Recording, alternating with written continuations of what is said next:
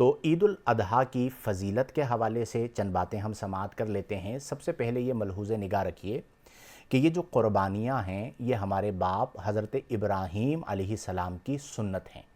صحابہ کرام رضی اللہ تعالی عنہم نے ایک موقع پر نبی کریم صلی اللہ علیہ وسلم سے یہ سوال کیا کہ یا رسول اللہ یہ قربانیاں کیا ہیں؟ آقا کریم صلی اللہ علیہ وسلم نے فرمایا سنت ابیکم ابراہیم، یہ قربانیاں تمہارے باپ حضرت ابراہیم علیہ السلام کی سنت ہیں۔ سنت کا معنی ہوتا ہے طریقہ، انہوں نے قربانی کی، اسی طریقے کو اللہ نے قیامت تک جاری رکھا۔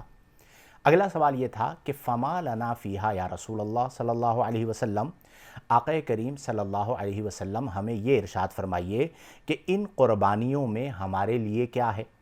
تو آقا کریم صلی اللہ علیہ وسلم نے فرمایا بِكُلِّ شَعْرَةٍ حَسَنَةٌ، قربانی کے جانور کے ہر بال کے بدلے میں تمہارے لیے نیکی ہے۔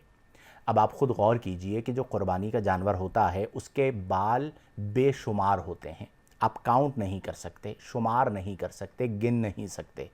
تو کتنے بال ہیں؟ اللہ تعالیٰ ہر بال کے بدلے میں نیکی عطا فرما رہا ہے۔ دوسری بات جو انتہائی امپورٹنٹ ہے وہ یہ ہے کہ ہم جو قربانی کرتے ہیں یہ نقل ہے۔ ابراہیم علیہ السلام نے جو قربانی کی وہ اصل ہے۔ آپ سمجھدار ہیں، نقل وہی قبول ہوتی ہے جو اصل کے مطابق ہو۔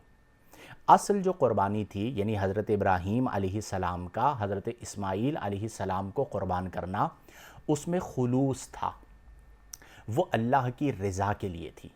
مخلصین طبقے میں آپ شمار ہوتے ہیں، اولو العزم نبی ہیں، تو آپ نے جو قربانی کی تھی وہ صرف اللہ کی رضا کے لیے تھی۔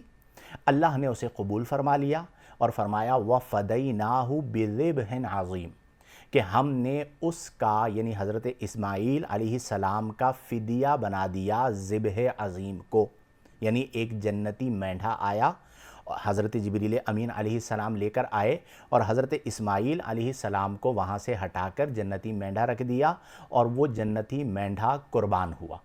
اللہ کریم کو حضرت ابراہیم علیہ السلام کا یہ عمل اتنا پسند آیا کہ قیامت تک کے لیے اللہ نے اس عمل کو باقی رکھا، اور اب کروڑوں فرزندان اسلام قربانیاں کرتے ہیں۔